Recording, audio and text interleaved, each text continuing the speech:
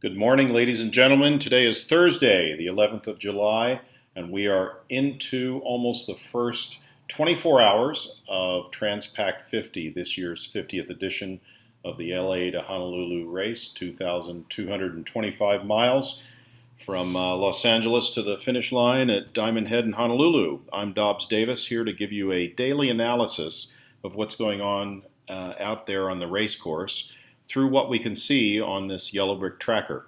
The screen, as you can see, is what you would see on your browser.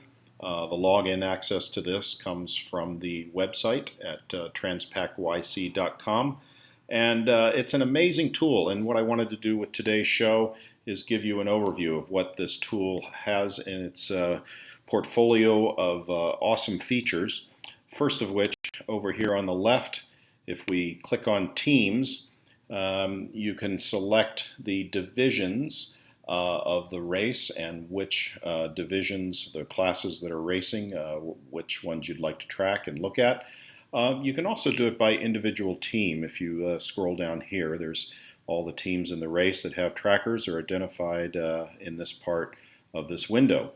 I today have just selected divisions 6, 7, 8, 9, and 10, and actually the first of the multi-hull divisions that started yesterday at 12:30 for the multi-hulls, 1 o'clock for the monohulls here in Los Angeles off of Point Furman.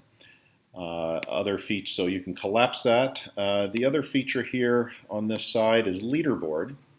So this shows you who's been doing well out there and what kind of progress they're making. If you select line, you can again select whichever division you like and monitor that through this breakdown. Or if you select line honors, that takes the entire fleet and gives us information about their progress. Now, VMG, the velocity made good down the course, this can be either shown from the start or recent, meaning within the last 4 hours.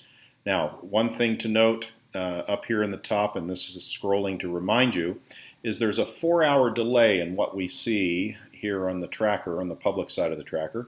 So it doesn't represent what's going on now. It represents the last scheduled input of data coming from the trackers, which was harvested 4 hours ago. The reason we do this is for tactical reasons, so those with the suitable bandwidth to be able to look at this out on the race course couldn't use it as a tactical tool against their competitors.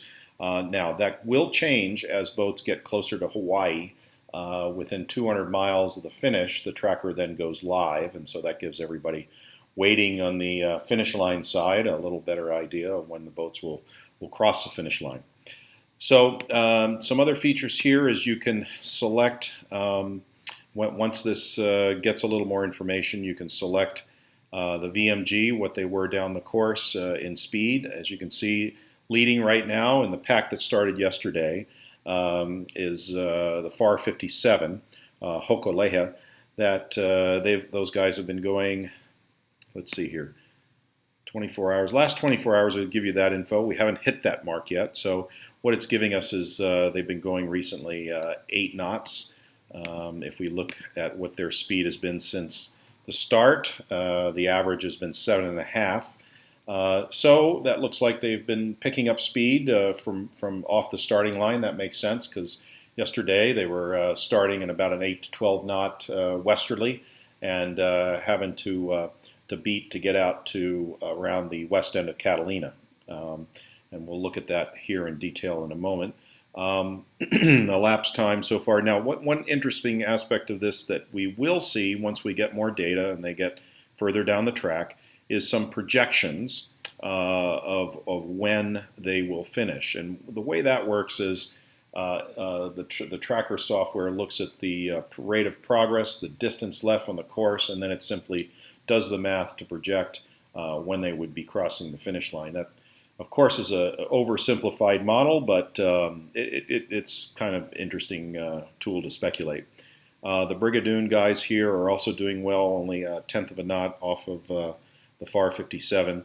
And as you can see, this is graded more or less according to boat size. So We'll look at that again in a little more detail when we get to the images of the teams themselves. But I just wanted to show you that feature. It's a very nice set of tools here. Now, on the, actually, and here's a little click. If you want to hide the class filter, you can do that by clicking on that button, and that gives you the individual team names for those of you following individual teams. Now, a few other features are what's on the overlay map. I think this is kind of useful because as a sailor, of course, you want to know what they have out there and what they're going to be expecting, what the wind data shows now, and what the forecast models may suggest for the future. No overlay is what we have it on now, but my favorite is actually the Windy program because it gives some clever graphics that are in motion. So this is showing wind. There's options to show other parameters: temperature, pressure, clouds, currents, waves, rain.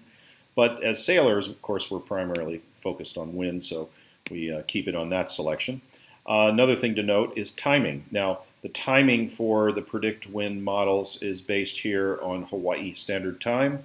So that's 3 hours behind us here on the West Coast, that Pacific Daylight Time. So this is, keep that in mind when looking at timing. But what is interesting is you can scroll this forward. So at 7:30, this time tomorrow, notice how the model changes and the wind fields change and the vectors change. Colors on the scale represent wind, and you can kind of see this if you look closely at the graphics. The colors indicate the strength of the wind in those areas. Green and orange are very strong winds, meaning I think orange is over 20, green is 15 to 20. This color here is 10 to 15, and then as you get into the blues, it's getting into 0 to 5 or 5 to 10 knots. So this here clearly is, and all up in here are fields closely associated with the Pacific High. The whole game in this race is to avoid these areas of low wind and decide how far to sag south off of this. This red line is the Great Circle Route. That means that's the shortest path to Hawaii from Los Angeles. As you can see, it intersects these areas of no wind, so the game is to avoid that by not deviating too far if you don't have to, by sailing extra distance, but at the same time trading that off against getting further south into stronger wind. These green fields, of course, representing as you get down into the tropical latitudes, trade wind sailing, 15 to 20 knots, pretty steady. And what we've seen from our forecast models through the last few days has been for this fleet to not sail the rum line. In fact, avoid it at all costs, because this area here in blue, which normally might be okay to sail in if the Pacific High were positioned a little further north, is a no-go zone now. So that is why, in part, we see the fleet sagging to the south initially. It's just to position themselves for the next few days, because this, as we show here, is this time tomorrow. If we go forward another day into the 13th, at the same time, you can see there isn't a lot of change. It does get a little bit better, and what happens is actually this field of strong coastal winds is strengthening a bit and a little more defined for the Saturday starters. So they can possibly get out of the blocks and stay a little closer to rum line initially, but the area to avoid is here. By that time, this fleet will be probably down in this area, and therefore they're taking this initial dive south just to get into stronger breeze. As we do these analysis each day and we look at this, of course, the models can change as they get better refined, and the strategies of the boats will come out in their trackers. So let's scroll that back, and now let's zoom in. And what's nice about this tool, again, is that you can drag the area that you want to see and then zoom in accordingly. So here we are, or I should say, here's where everybody was 4 hours ago. The Highlander, no compromise. J105 is one of the smallest boats, out here. There's a couple of Hobie 33s. You can see they've elected to run the risk of being up north. Highlander as well is up here, a Cal 40. Now, remember, there's a whole class of Cal 40s here, and they'll be really competitive with each other in this race. It's going to be fun to watch them. Nalu over here, notice the difference. We've got a Cal 40 Nalu diving very, very far south, whereas this Cal 40 Highlander is staying up to the north. Now, Highlander going 7.3 knots, Nalu going 7.2. So no real difference in speed, which, you know, all other things being equal, would favor Highlander because they've sailed less distance away from the Great Circle route. But again, this is for now. This can all change, of course, as the weather changes. Out here, we can see Hokulea now going 10.4 knots. That's not an average, but that's their speed at the last recorded sked, which was in this case 3 o'clock Hawaii Standard Time, so 4 hours ago. Alongside them, Brigadoon, not very far away, also going, you know, pretty fast, 9.8 knots. So at these angles, if we speculate a bit, I don't know that these boats are into spinnakers yet. They're probably into their large reaching sails, possibly code zeros or those larger headsails, just to get the fast reaching angles to get them south. Now, these little crowns that are positioned above some of the boats represent who's in the lead according to the modeling info that we have, who's in the lead within each division. Blue Flash is shown here. They're in the lead. It's J121. I'd have to know a little bit more, and I'll try to do research on that boat certificate to see if they, in fact, are using water ballast. That is an option in this boat, J121. They do have water ballast capability, but I know some of them have been sailing without that feature. The same goes, if I can find them, for this boat here. And there they are, highlighted. Affin le Girafon.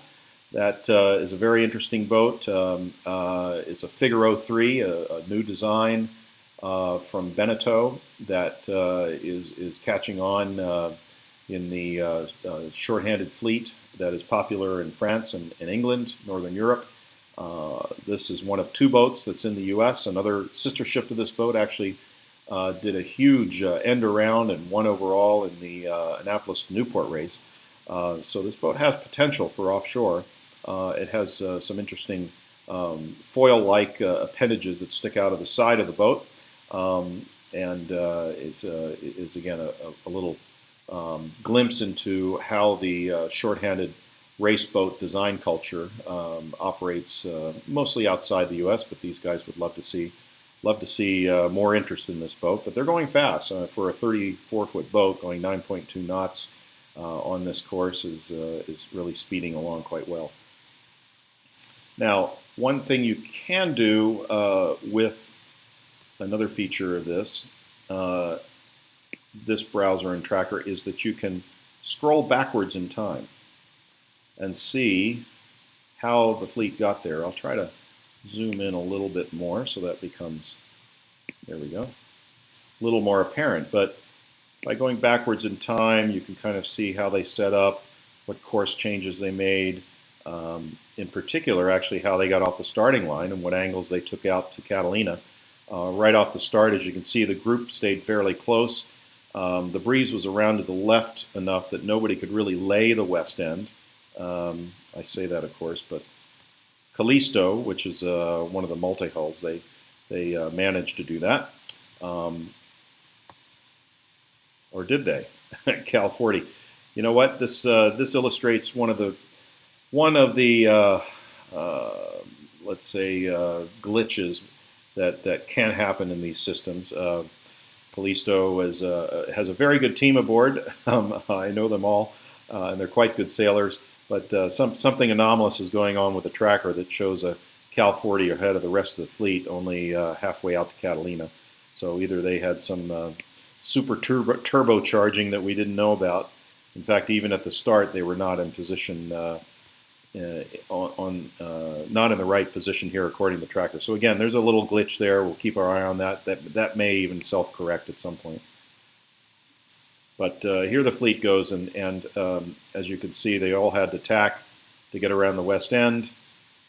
Some carried on a little further than others, and then diving south, spreading out laterally and also up and down the course according to their speeds. Now, some interesting other aspects you might see. I'm looking at these two boats right here, Live Wire and Andiamo, Veneto First 40.7, Live Wire and Olsen 40.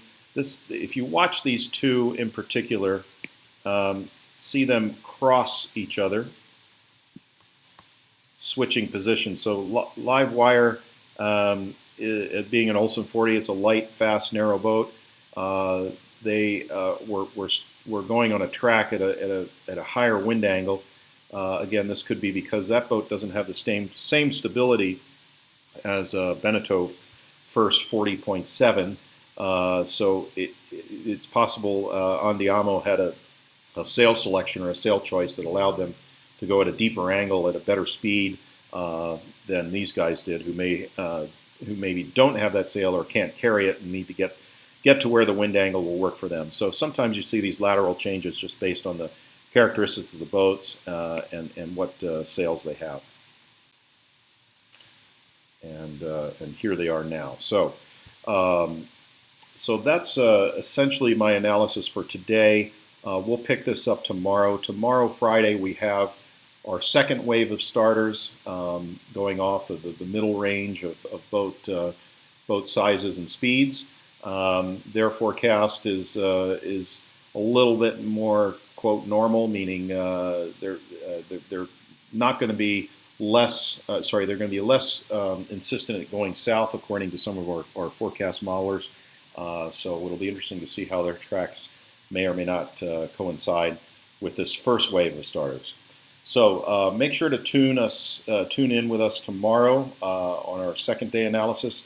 And of course, the next start will be the following day, Saturday, where all the very fast multi-hulls and monohulls will be starting. And that's always an interesting fleet to watch. Notice also a scrolling billboard over here for our sponsors. We do want to thank them. That makes this race possible and gives it all the features that we have. SD Boatworks in particular, I want to thank. David Cervais and Ryan have been incredibly kind to let us use their boat out at the starting lines to be able to see this in action. And then finally, I want to call attention to our social media channels that are all displayed over here in this board over on the right side. So with that, I want to thank you and for tuning in, and we will give you more information on Transpac 50 this time tomorrow.